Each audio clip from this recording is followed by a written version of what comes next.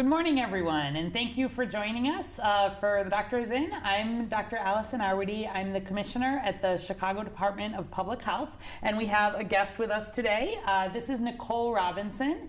She is the Vice President of Community Impact for the Greater Chicago Food Depository. So we've been talking a lot, really, over these last few weeks about food insecurity and all the ways in which people across Chicago have been stepping up to really make sure people have that most basic need of food met all the time, but especially during the time of COVID.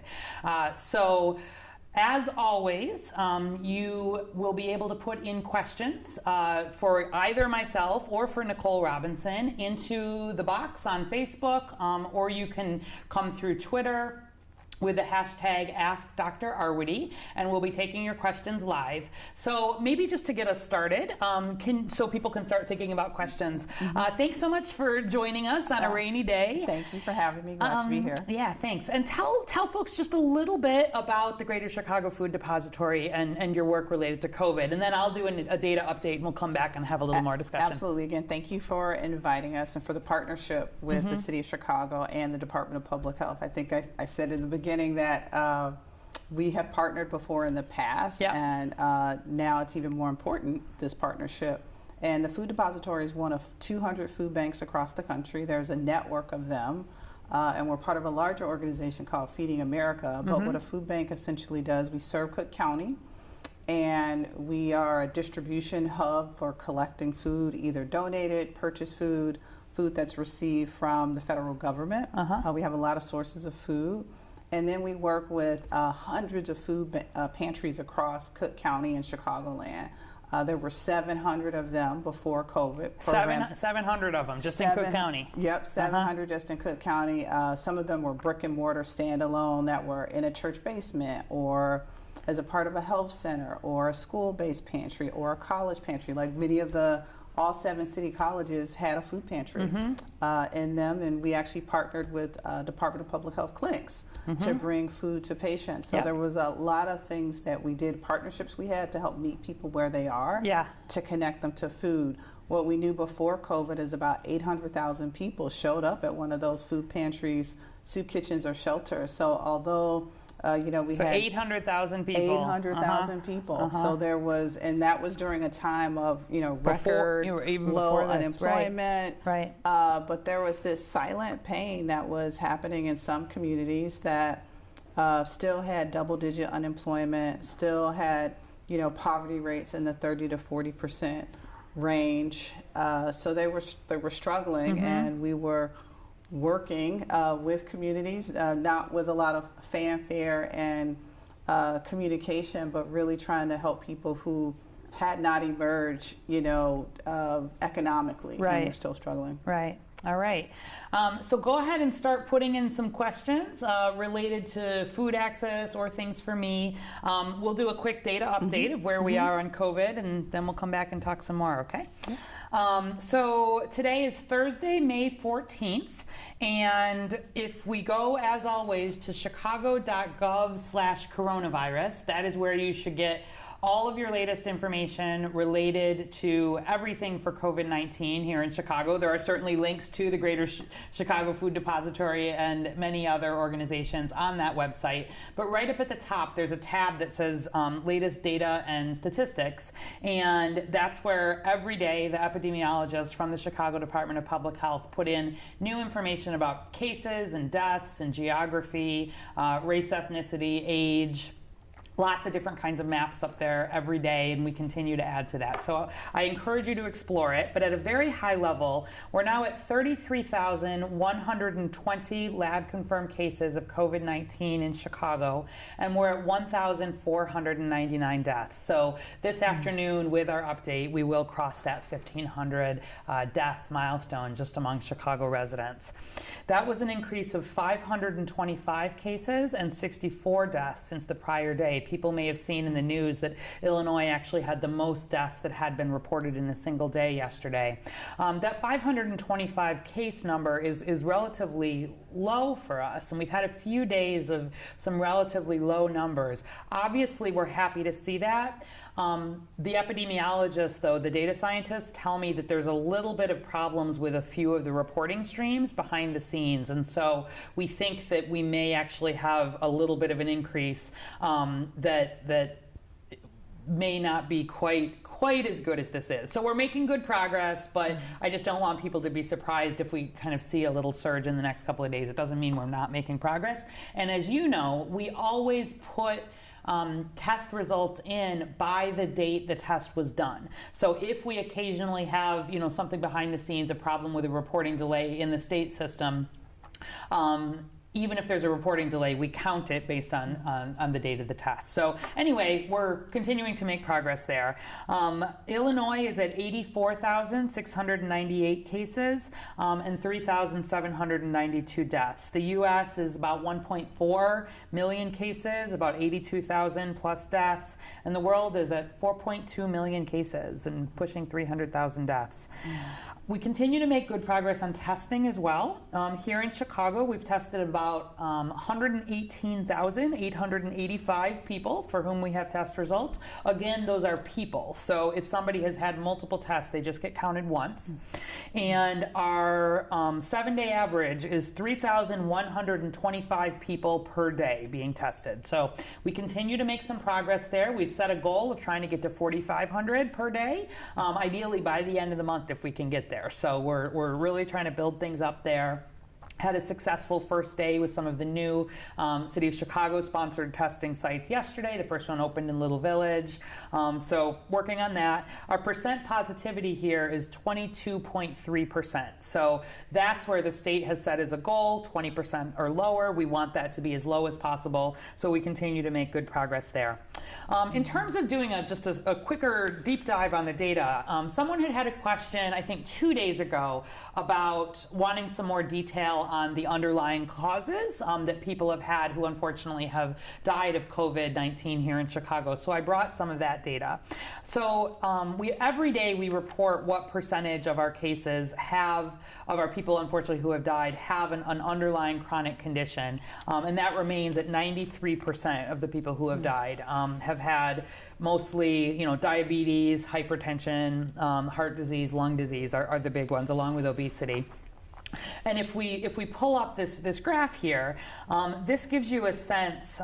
We broke it down, the team did here, by race ethnicity data, because we know that, and this is something that actually we've partnered on, even before COVID, where we think about some of the racial and ethnic life expectancy gaps in the city of Chicago. Chronic diseases account for about half of that life expectancy gap, even at baseline. So, for example, across the whole city, white Chicagoans live on average 8.8 years longer than black Chicagoans. Completely unacceptable, completely preventable, and half of that gap is due to these underlying conditions. And so then, with COVID, knowing that these also put people at risk for death, we've seen this really come to the surface in a new way. So if we look here, you can see that among all of the people who unfortunately have died from COVID, you can see the range in the different race ethnicities of the people who have had diabetes. So you can see that more than half of the people who have died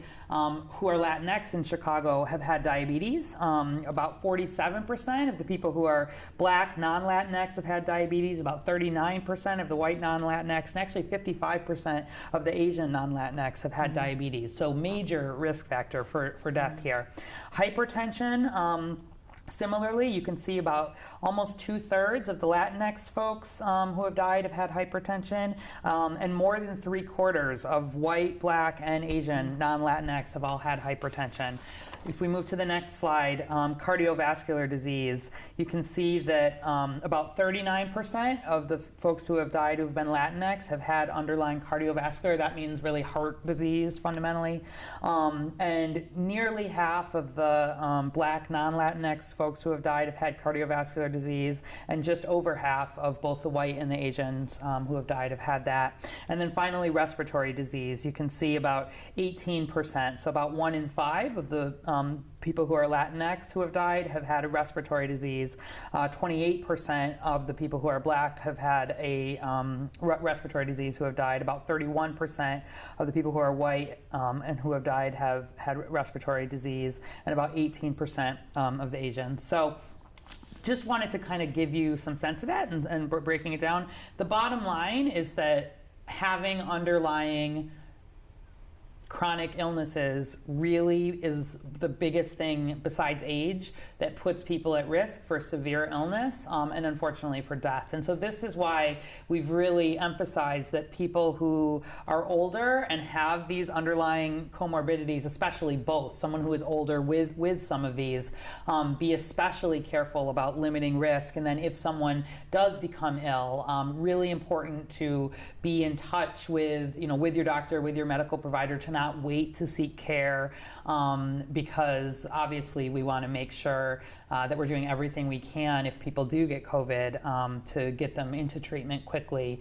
and try to provide, try to avoid these outcomes. Yeah, and I was nodding my head as I listened to you talk, because the data that you talk about, the relationship between chronic health and death related to COVID, mirrors the data that we see around food insecurity and the number of individuals even before COVID who would show up at a soup kitchen, pantry, or shelter that had diabetes, had hypertension, and we were seeing numbers in the 40% range. So we always thought about food as medicine before COVID, but now hearing you talk, it's sort of like that's why we need to double down on food access across the city. And we in fact have a set of pop-up markets that are in Black and brown communities, about 10 neighborhoods. We announced them about a week ago, so they're fairly new, and it was a part of a rapid response to the situation we're in, because I've sensed that families that are newly furloughed, newly laid off, you may not even be familiar with a pantry. Although there's a lot of great federal programs that have been unlocked, SNAP or food stamps, WIC programs that are available to families. A family may have felt, I applied before and I was never eligible, but I want to let everybody know that it's a new day and we're in a new situation. So if you are in need, you should look up your nearest pantry. If you you should apply for benefits to see that you're eligible, because that food piece and chronic health just fit so closely together. And a lot of what the food that is distributed, if you've never been to a pantry, you might think it's just a box of shelf staple items, but the reality is there is fresh produce. So I was just at some sites this week. Tell us about one of the sites. Yeah, no, absolutely. So they're in 10 neighborhoods across the city with 7 organizations, civic organizations and faith-based organizations. So large churches like Apostolic Church of God in Woodlawn, to community organizing groups like the Greater Auburn Gresham Development Corporation. They are leading these efforts, and they've partnered with the Food Depository. This came together really in a fast way. It was probably conceived and executed in a 2-week period. Everything's moving fast at the time of COVID. Everything's moving fast. And it, we were, again, I had mentioned we were looking at the data around food insecurity and poverty before COVID. And that's the data we were tracking in the first few weeks of COVID. So as the public health data became available, we began to overlay it, and we're like, the same communities that we were already focused on are actually the same communities that have the highest rates of COVID cases and mortality. And it suddenly, like, food insecurity became this leading indicator for what might happen to a neighborhood. So we were able to quickly mobilize and create these pop-up markets in neighborhoods that either didn't have enough food access in terms of food pantries, or we felt like the community needed more awareness. And we were actually able to combine it with a public health message. So what happens is the neighborhood groups come together, they mobilize a group of volunteers. The Food Depository, we bring the food and a little technical assistance on how you logistically set up a market, and they all happen outside, so they're not indoors. So the good social distancing, great all that, social distancing. The one in Auburn Gresham is on 79th and Halsted. It happens every Tuesday, every Tuesday, And there is shelf staple food. There are string beans, squash, corn, cabbage. So there's a bag of produce. And there is also some proteins. So they have frozen chickens this past distribution. And you can drive up and you never have to get out of your car. You provide some information about your geography, because we just want to know where the need is and where people live and how they're showing up to pantries. And you gather that data, and then you pop your trunk and someone puts the food in the back. If you're walking up, then there's someone to help you at the same time. What's happening is all of the great information that your team has put together around the facts around COVID, what to do if you feel sick, or where to go if you want to get tested. All of that data is actually included. There's these pamphlets that they've been working on making sure, get exactly. out. So I love that. And what was happening at Auburn Gresham is they're also handing out masks, because the Auburn Gresham Community Development Group is also a member of the Racial Equity Response Task Force with the mayor's office. So they have been charged, because the Auburn Gresham was a neighborhood that had a high rate of cases from the onset. So they have been deep in trying to educate the community. So they really combine their work around educating the community and then connecting them to food at the same time. So it's really been a beautiful thing to see. I mean, these markets, there's music playing. The sun was shining that day. It wasn't like today. That's sun shining days. We love sun shining days, but days like today are the days that make me say people are going to stay inside. They're going to stay home. So right now we actually kind of like weather like today. But for food distribution, we like the good weather. Great. All right. Oh, we're already getting lots of questions. Great. So. Keep putting them in. Put them in for Nicole Robinson from the Greater Chicago Food Depository, or for me. So Joshua Duke from Facebook is wondering, is there a way to get food if you're having to work? Like the hours aren't giving him time off to be able to get food? Absolutely. I would encourage Joshua to go to chicagosfoodbank.org, find food, because even though I discussed the pop-ups, there are hundreds of programs across Chicagoland where he could connect to food. So he just pops in his zip code, and then they'll give him a list of food pantries. If that doesn't work, he should find the phone number on the Food Depository website too and call, and then we can figure out the best way to connect him. All right. Because there are some pantries where they have a pickup service where you can arrange and coordinate a time to pick up food. So we can figure it out. There's lots of people working to figure out people's individual situations. So say the website again. Just chicagosfoodbank.org/find food. Perfect. And you can get there on the chicago.gov/coronavirus website if needed to. So that's perfect. Okay, Susie Rodriguez from Facebook is wondering, and you touched on this a little bit, but what if you don't have a car? Can you walk up? What happens? You can absolutely walk up, and every organization is managing it differently, but what's happening at a lot of pantries is they're actually putting up cones, like orange cones, or putting chalk on the ground or tape to keep a 6 feet distance between each person that's in the pantry line. But it's moving really quickly, so once you get in line, someone just puts your food in your basket. Now that's what I would recommend, a tip for anyone who wants to show up at a pantry right now. Bring a rolling cart or a bag or something, because some of the food boxes are about 20 pounds, the shelf staple, and then you add on the meat and the produce. It really is. So good to bring something to roll, or a backpack or something to help carry it. Okay, all right, good tip. All right. Oh, all kinds of questions. This is good. I'll take this one. Nicole Lee from Facebook. Can we define hypertension, and is there a difference in the severity? So hypertension generally is considered to be a blood pressure that is over. Blood pressure is two numbers. We'll say, for example, 120/80. The top number, the 120, refers to the pressure in the systolic phase, meaning like when the heart is squeezing. And then the bottom number, the 80, is the diastolic phase, meaning when the heart is relaxing. And so if your arteries are too stiff, which is what happens over time with blood pressure, the pressure in your arteries actually increases over time as they get stiff, and both of those numbers can go up. And so generally we consider hypertension either either if that top number, the 120, for example, if it is over 120, that's considered hypertension, or if the bottom number is over 80, that's considered hypertension. Now we worry more when it gets over 140 on top or over 90 on the bottom. And so if you have taken your blood pressure yourself, and if you're under 120 over 80, that's considered not a problem. If you're in the 120 to 140 range on top, the 80 to 90 range on the bottom, that would be a range where you'd want to really focus on, doing things like getting good exercise and eating better. Less salt, for example, is important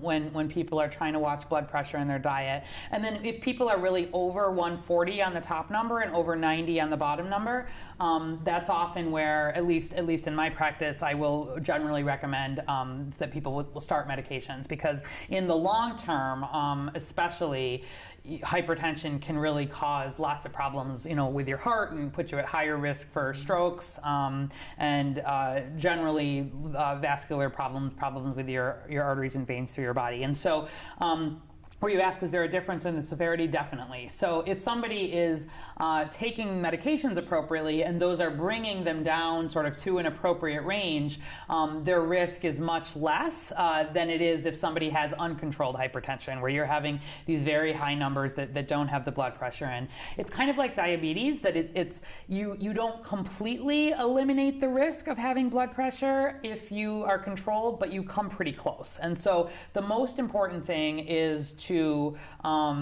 know what your blood pressure is. There are, people don't generally feel when they have high blood pressure unless it's very, very high, and in that case, they're really having some other problems. So it's one of those things that it's where you, if you are going to the doctor and they check your blood pressure, that's a screening, or you can check it, during normal times at the pharmacy or other places, because if it's high, it is something that we want to treat and work on. So when it comes to COVID, people who have hypertension are at more risk for severe outcomes. The higher the hypertension, generally speaking, the more of a risk that would go along with that, especially people who are not, not on medications. All right, here's another one for you. Nancy V from Facebook. Will Greater Chicago Food Depository provide additional deliveries to pantries if they're willing to be open more days? So maybe talk a little bit about how that works. That sounds like that's a pantry partner on the line. Sounds like it might be, yeah. Well, thank you to our partner network. I'm not sure what geography that you're in. But yes, you should call the Food Depository and talk to your community relations contact. But that's a part of what we've been doing at the Food Depository. We've been tracking since the COVID epidemic, the increase in demand at food pantries, and 70% of all our programs continue to remain operational. Some did need to close for some of the reasons you've described. Right. Some pantry leaders were in that vulnerable category. Right. So it made sense for them to take care of themselves first. Yep. So we were happy to support them in that. But just this week, I looked at the data, and we've seen a 71% increase in individuals showing up at a soup kitchen, pantry, or shelter. 71% increase. 71%. Wow. And that's growing. So we've been tracking it since the beginning, and it was probably in the 30 to 40% several weeks ago, and now we're already at 70. So for the online individual, yes, reach out to us, because if you can expand your capacity, you can serve more people, and that's what we want to be able to do. Okay, great. Are there, I don't know that much about the details of sort of how this works. So where, if this person is working for a food pantry and they say, we want to expand or we want to build in this new direction, you really help coordinate that. Is that right? And so folks kind of understand. So all of these organizations we work with, again, they're their own separate 501c3. Right. So it might be a church, it might be a community center.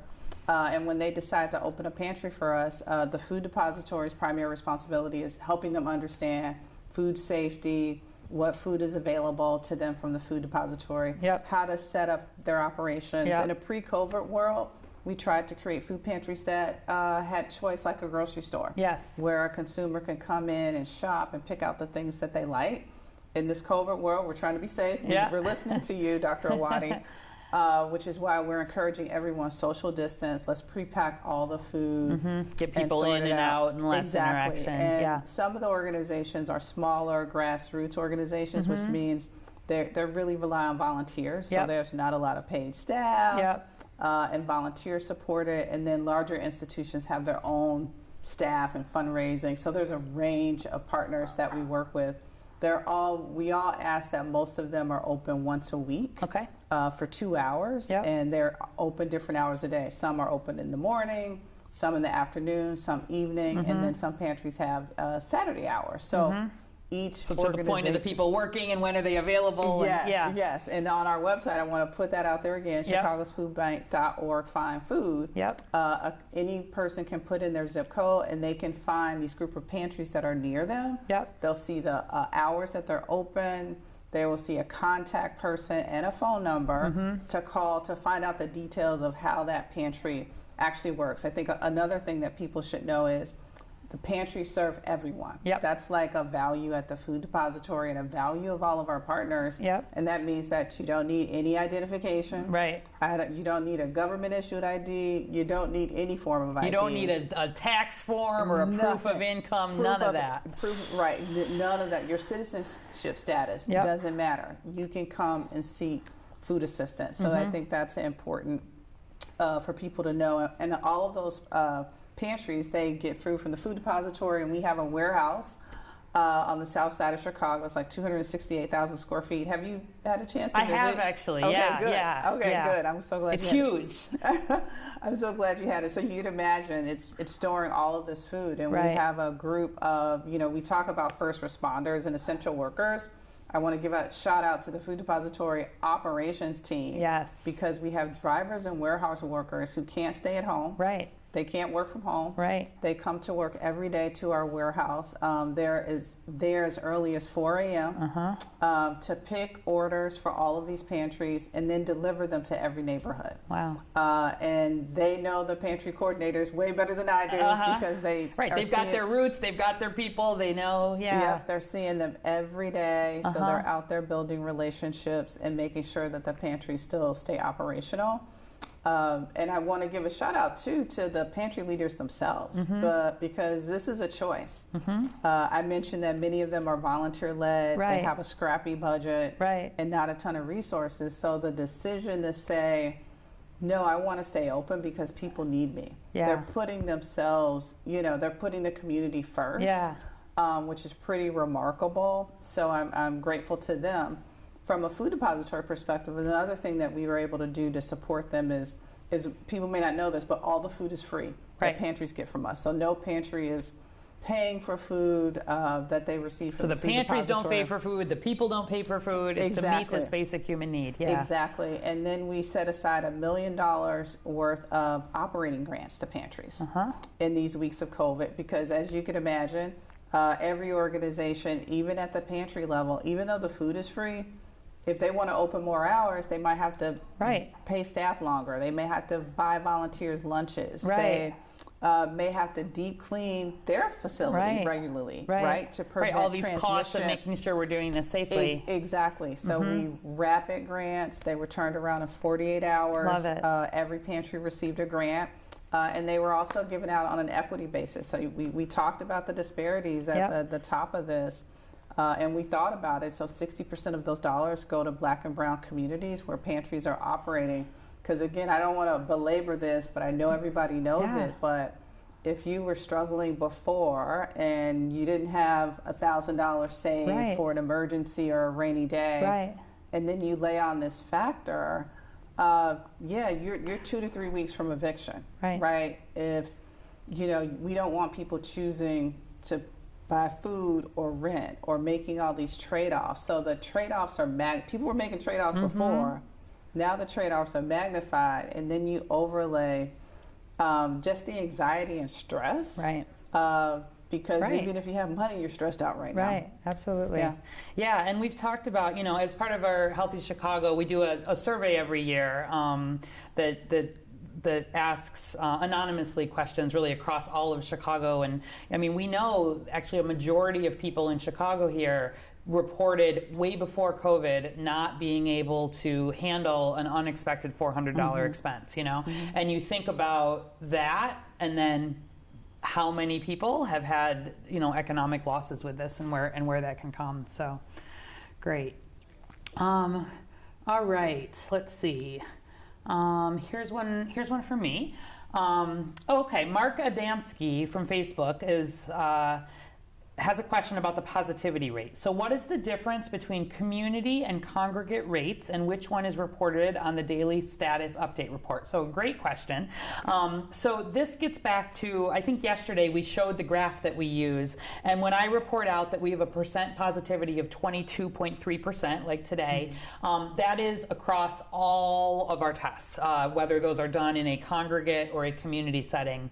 But what I think you're getting at is that the city has set some slightly more specific goals that we're aiming to. And congregate, what that means for us is testing that we're doing in high-risk settings where a lot of people have to be together and where there is a higher risk for spread. So these are settings where the health department is involved, and we are going in and doing much more widespread testing because we know the risk is greater. So that would be first and foremost our long-term care facilities, our nursing homes, where we know this is where people live, people need hands-on care, it's a high-risk setting. But it would include our homeless shelters, for example, where we've now tested, done more than 2,000 tests at about 30 shelters across the city, and repeat testing. That would be even in like a jail or a correctional type setting or a behavioral health setting, potentially a workplace, anywhere where there's an outbreak that's associated with a location, and we know there's been some spread. And so the reason we separate those out is because we want to really reflect in our data what is happening, the risk that is different in these congregate settings versus in the community, and that's just anybody who is not in a congregate setting. So, like if we take as an example, if you have say there's one neighborhood that happens to have a lot of long-term care facilities within it, those people live in the neighborhood, but their risk is mostly about living in that higher risk congregate setting. And so if we have a lot of cases in the long-term care facility, it is true that they also live in that neighborhood, but we actually want to look at that risk a little bit differently, because we want to make sure, as we're pushing testing and resources and all of the race equity rapid response work, that we're pushing it to where we're seeing spread in community outside of congregate settings, because we already know that congregate settings themselves are an issue. And so that's why the overall state goal that they've set for moving ahead is a 20% or lower positivity, and we're getting close there here, and I think we'll be there hopefully fairly soon. But as a city, we are aiming to be at about a 30% or less positivity in our congregate settings and a 15% or less for this stage in the rest of the communities. It's just a better way to really describe what's happening with the outbreak, and it makes sure, again, we like to use this data that we're using it to push resources where it's most needed. Good question. All right. Here's another one for you. What are some of the most significant challenges that your organization is facing right now? Absolutely. Well, several. I'd say the number one is the sourcing of food. I think that's a big challenge for the organization. I think there were numbers that came out today around the historic increase in food prices. Right. I saw that eggs are more expensive than they've been in decades, apparently. Exactly. I'm one of the folks who have adopted baking as a pastime. Right. Nobody can get yeast, right? Right. I can't get flour. Yeah. I go to the shelf, the flour is gone. But, a consequence of that, we think about like, I really wanted to make banana bread. I'm so disappointed. But the reality is, then what does that mean for that essential worker or consumer who's going to work every day, and then they can't be at the store at a certain time to make sure that they get all the items, so they miss out. It also impacts the overall supply chain system as we try to get food. Sure. So my colleague who leads our operations team is charged with sourcing food, and we have lead times of 4 to 6 weeks and getting product that would have taken us a shorter window to get. We're purchasing a lot of food. So what's also happened is the retail donation piece has dried up. So what would happen before COVID at the food depository is that a lot of retailers would donate a significant amount of food to the food depository, either food that was manufactured and for whatever reason the label was on wrong, or there was something, it was great food, but they would donate the food There would also be a retail pickup program where we would pick up food from a variety of grocery stores. That was great, and we would take it directly to a food pantry, soup kitchen, or shelter. A great example would be Starbucks, which is now open, but when they were closed, all of that food that we were getting from Starbucks went away. Right. So those, I think the food challenges about how it impacts the broader supply chain, it impacts us and what we can deliver to the community. So that's a big piece. We're buying a lot of food, so that costs money. So we're aggressively fundraising to make sure that we can continue to purchase the food that we need to get, because what we also know is, I know there are these phases about when we can do certain things, and at some point the stay-at-home order will be lifted, but even though it's lifted, like, our work isn't done. Right? Because there's still a group of people who remain unemployed. Their situation actually hasn't changed, it's actually worsened. So we anticipate the volume of what we're doing will continue and if even grow. Yeah, absolutely. And where the Greater Chicago Food Depository is one of the organizations that kind of leads off. If you go to the the how can I help part on the website, and there's a part for volunteering and there's a part for donating, and really thinking about if people do have resources and are able to contribute, really, I won't speak for you, but really, being able to contribute money is really very important at this time, more than, I think people sometimes think, oh, I want to help with like pulling the cans out of my cupboard, but I think where we're thinking about this large scale, my guess would be that obviously sort of a financial gift would probably be even more welcome, right? Team will love you, Dr. Wadi. Thank you for that. But it's true. It is true. That is having resources to purchase food. I think, supporting the pop-ups across the community. Right. This started out as an idea and a rapid response, but we're already thinking about how do we expand it? Yeah. Right, to other communities. Yeah. With the recognition that we're set up to go 5 weeks. Right. We may need to actually go more. Right. We're also thinking about summer, and there's still a wild card. We're an organization that would support 300 community organizations over the summer to connect young people to meals, because when they wouldn't be in school, they would get that free breakfast and lunch at school. So we would have summer sites. The great thing is we can still provide those meals, but we're trying to figure out how we're going to do it, which may need to have bigger investments. You mentioned the volunteer piece. We are part of the social distancing plan. How we maintain that is if we pre-pack emergency boxes so that the distribution of food is quicker and faster, and eliminates that contact.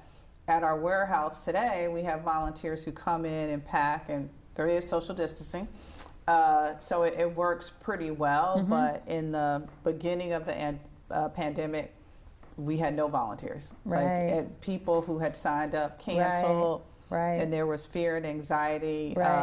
Now we figured out how to do it safely, so there has been a resurgence, but we still anticipate needing volunteers and needing to continue to do this work. Yeah, it's just interesting sort of how, you talk about the supply chain, and I'm like, oh, that's very similar, in the same way we haven't been able to get swabs, right? Where it's the people who normally made swabs, they're in countries that are not producing them right now, and there's so much demand for them, and, some of these same issues, the workforce issues, they really go across the board here, so...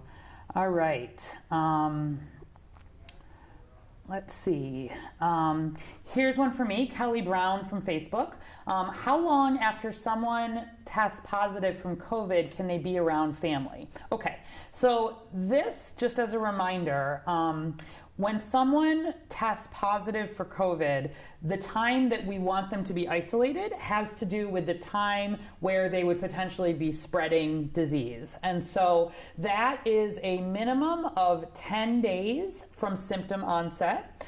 And the last 3 days the fever has to be gone without taking Tylenol or ibuprofen or any medication to reduce fever, and your other symptoms have to be improving. So if you're just sick for 3 or 4 days, you gotta wait 10 days. If 10 days, you're still not feeling great, you might have to wait 13 days or 16 days, but those last 3 days, you have to be feeling better. It will be 10 days in total for most people because most people, again, tend to have a relatively mild illness. So there's not been signs of people, even people who get seriously ill and need to be hospitalized, really that risk for transmission is earliest nearer the beginning of their illness and in the first sort of week or two of the illness and tends to drop off after that. So that's the answer, and there's more detail about that on the website.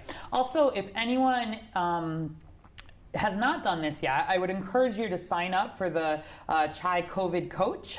You can find the link again on the website, chicago.gov/coronavirus. But if you sign up there, you can put in your information, and it actually is a symptom tracker. And so you can say, these are my symptoms today. We have a text message system back and forth that lets you report in what symptoms you're having, and the health department can help advise you about things like this. How long, do I need to stay away from others? Who lives at home? What do they need to be doing? What can I do if I need to connect to care? We'll be using it to help promote, testing availability, for example, and it's a pre-vaccine sign up. So I'd encourage people, if you've not already, to register for that as well. All right, we are coming up on time, but I didn't ask you the question I like to ask everybody, which is about just how your own life has changed a little bit in the time of COVID. Yeah, no, my world has changed. I have a dog named Missy Elliott, so I do get to walk Missy more than she probably would like every morning. Does she like music? Is that? Yeah, no, maybe she does, but I do. But I walk her every day and night, and that actually grounds me. Yeah.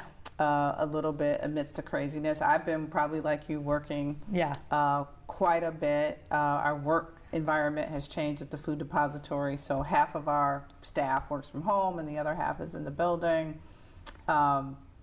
And then my mom is 78, and she was actually, she is still dealing with lung cancer, so she's recovering. She's taking radiation pills now. So she's in a high risk category. Right. So making sure that she's safe and has everything that she needs. So I've been doing that. I've been baking. I mentioned that. Yep. That's one of baking and drinking tea. Good coping mechanisms. I like it. So banana bread, double chocolate pound cake. Nice.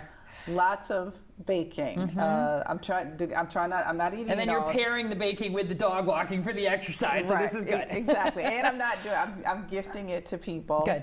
To share a little joy. I think that's probably the silver lining in all this is I feel like our humanity and love for one another has kind of grown exponentially through this, right? So if people felt invisible because maybe you lived in a South or West Side community before, I hope people feel like that we see them, right? I live in Bronzeville.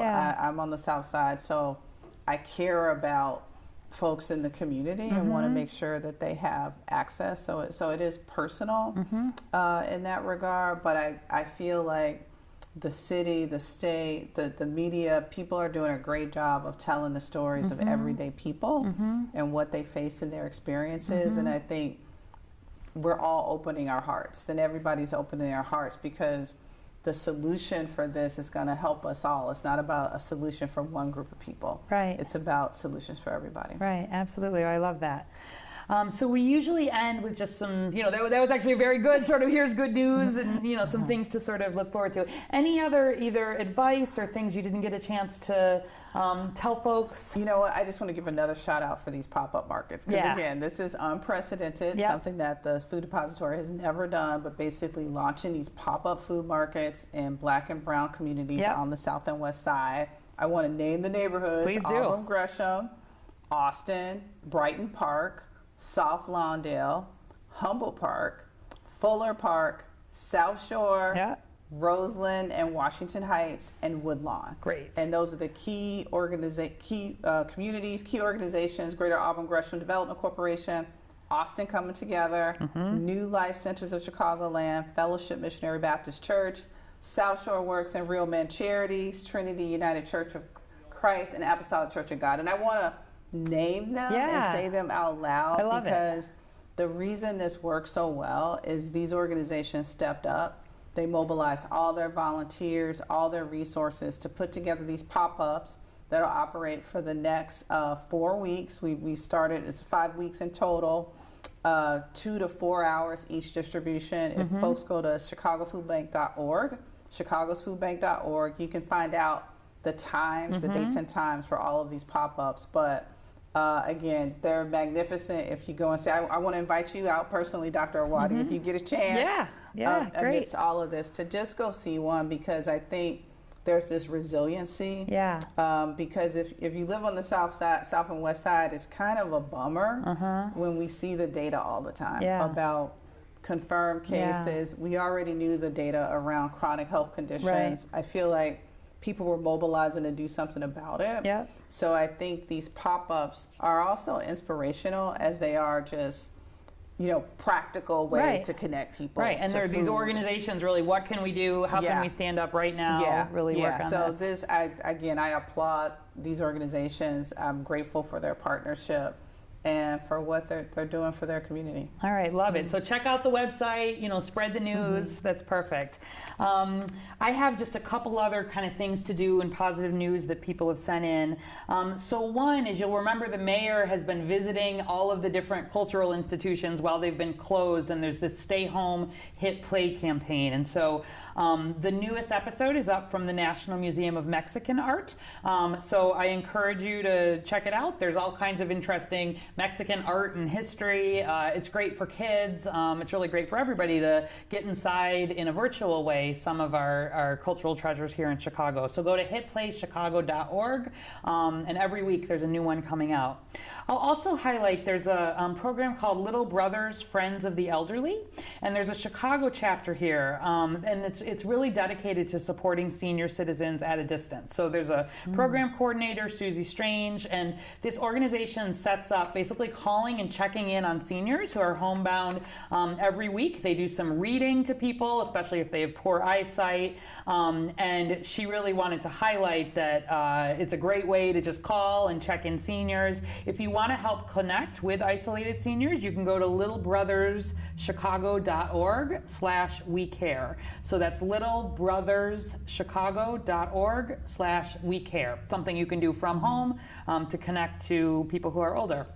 And then we'll finish with a picture, and then we'll wrap up. But we have a picture up here of the DuSable Bridge, but it's an old picture because the DuSable Bridge is the bridge that crosses the river at Michigan Avenue. So I'm sure many people in Chicago have had a chance to walk over it. But today is actually the 100th anniversary of when it was completed. And Blair Kamen, who writes about architecture in the Tribune, noted that if you look up at the top of the bridge, you see the year 1918 for when the bridge was started, and then 1920 for when it was completed. He pointed out that was, 1918 was the big flu pandemic. So when we had this huge worldwide pandemic here in Chicago, that was the setting in which this bridge really got started and didn't get completed, for a couple of years, perhaps in that context. And so just a nice, I thought, symbol of how, even during the time of a pandemic 100 years ago, basically this beautiful bridge was developed, and it's had lots of improvements over time. So the picture is the one from 100 years ago, from when it opened, but they're doing a virtual celebration of it tonight at 7 p.m. You can go to facebook.com/BridgeHouseMuseum, and they're going to be talking about history of Chicago and the bridge and things from 100 years ago. So again, a way to just see some history of Chicago without needing to leave your home. So with that, really, thank you again so much, Nicole Robinson, the Vice President of Community Impact at the Greater Chicago Food Depository, an organization that the Health Department has partnered with over the years and just has stepped up in all kinds of ways, always, but especially right now. So thanks for coming, and thanks so much for your organization's work. Thanks for having me. And as always, we are still under the stay-at-home order, so I will ask everyone, come back tomorrow at 11 a.m. I'll be on just with Civil Medicine, so we'll get through more of your science-based questions there. But in the meantime, stay home and save lives. Thank you.